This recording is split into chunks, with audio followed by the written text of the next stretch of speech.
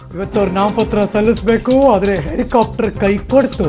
ತಾಂತ್ರಿಕ ತೊಂದರೆಯಿಂದ helicopter take off ಆಗಲೇ ಇಲ್ಲ. ಸೊ ಹಾಗಾಗಿ ಬೇರೆ ಮಾರ್ಗವೂ ಇಲ್ಲ, ರಸ್ತೆ ಮಾರ್ಗವನ್ನು ಬಿಟ್ಟರೆ. ಹಾಸನದಿಂದ ರಸ್ತೆ ಮಾರ್ಗವಾಗಿ ತುಮಕೂರು ಕಡೆ ಹೊರಟಿದ್ದಾರೆ. ಏನಿಲ್ಲ ಅಂದರೂ ಈಗಾಗಲೇ ಹೊರಟಿರೋದ್ರಿಂದ ಇನ್ನೂ 1 ಗಂಟೆ ಮೇಲೆ ಬೇಕು ತುಮಕೂರನ್ನ ತಲುಪೋದಕ್ಕೆ. ತುಮಕೂರಿನ ದೇವಸ್ಥಾನದಲ್ಲಿ ನಿಗದಿಯಾಗಿತ್ತು ಪೂಜೆ, ಆ ಪೂಜೆ ರದ್ದಾಗಿದೆ. ಬಿಕಾಸ್ ಅಲ್ಲಿಂದ ಲೇಟ್ ಆಗುತ್ತೆ. ಬೈ ರೋಡ್ ಅವ್ರು ಹೊರಟಿರೋದ್ರಿಂದ ಹೆಲಿಕಾಪ್ಟರ್ ಆಗಿದ್ದರೆ 3/4 ಗಂಟೆಗೋ ಅರ್ಧ ಗಂಟೆಗೋ ಪ್ರಯಾಣ ಇತ್ತು, ತಲುಪಿಡ್ತಾ ಇದ್ರು, ಎಲ್ಲವೂ ಕೂಡ ಆಗ್ತಿತ್ತು. ಆದರೆ ಈಗ ಸ್ಕೆಡ್ಯೂಲ್ ಪ್ರಕಾರ ಹೋಗಲ್ಲ. ಹಾಗಾಗಿ ತುಮಕೂರಿನ ದೇವಸ್ಥಾನದಲ್ಲಿ ಹಮ್ಮಿಕೊಂಡಿದ್ದ ಪೂಜೆ ಇದೀಗ ರದ್ದಾಗಿದೆ ಅಂತ ಗೊತ್ತಾಗ್ತಾ ಇದೆ. ರೇವಣ್ಣವರು ಅಲ್ಲೇನೇನು ಸಬ್ಮಿಟ್ ಮಾಡಬೇಕು ಜಿಲ್ಲಾಧಿಕಾರಿಗಳಿಗೆ ಅದೆಲ್ಲವನ್ನು ಕೂಡ ಸೈನ್ ಹಾಕಿಸಿ ಅವರ ತಂದೆಯವರ ಹತ್ರ ದೇವಸ್ಥಾನದಲ್ಲಿ ಪೂಜೆ ಮಾಡಿಸಿ.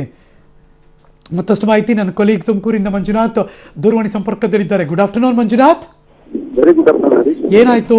ಈಗ ಎಷ್ಟೊತ್ತಿಗೆ ಬರೋ ನಿರೀಕ್ಷೆ ಇದೆ? ಇಲ್ಲಿ ಏನೇನು ಕಾರ್ಯಕ್ರಮ ಚೇಂಜ್ ಆಗ್ತಿದೆ? ಎಸ್ ಸರೀಶ್, ಈಗಾಗಲೇ 12 ಗಂಟೆಯಿಂದಲೇ ಕೂಡ ಏನು ಜೆಡಿಎಸ್ ವರಿಷ್ಠರ ಏನು ಮೆರವಣಿಗೆ ಆರಂಭವಾಗಬೇಕಾಗಿತ್ತು ನಾಮಪತ್ರ ಸಲ್ಲಿಸುವಂತಹ ಒಂದು ಹಿನ್ನೆಲೆಯಲ್ಲಿ.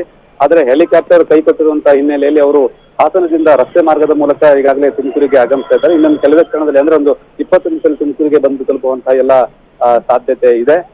ಆ ನಂತರ ಸುಮಾರು ಈಗ 1 ಗಂಟೆ ಸುಮಾರಿಗೆ ಮೆರವಣಿಗೆ ಆರಂಭವಾಗುತ್ತೆ. ಅಂದ್ರೆ ತುಮಕೂರು ಜೂನಿಯರ್ ಕಾಲೇಜ್ ಮೈದಾನದಿಂದ ಮೆರವಣಿಗೆ ಆರಂಭವಾಗಿ ಜಿಲ್ಲಾಧಿಕಾರಿ ಕಚೇರಿವರೆಗೆ ಸಾಗುತ್ತೆ. ಅಲ್ಲಿಂದ ಸುಮಾರು 2 ಗಂಟೆಗೆ ಏನು ನಾಮಪತ್ರಕ್ಕೆ ಸಲ್ಲಿಕೆ ಮಾಡ್ತಾರೆ. ಹಾಗಾಗಿ ಎಲ್ಲಾ ಕಾಂಗ್ರೆಸ್ ಮತ್ತು ಜೆಡಿಎಸ್ ಎಲ್ಲಾ ಮುಖಂಡರು ಕೂಡ ಇಲ್ಲಿ ಉಪಸ್ಥಿತ ಇರುವಂತದ್ದು.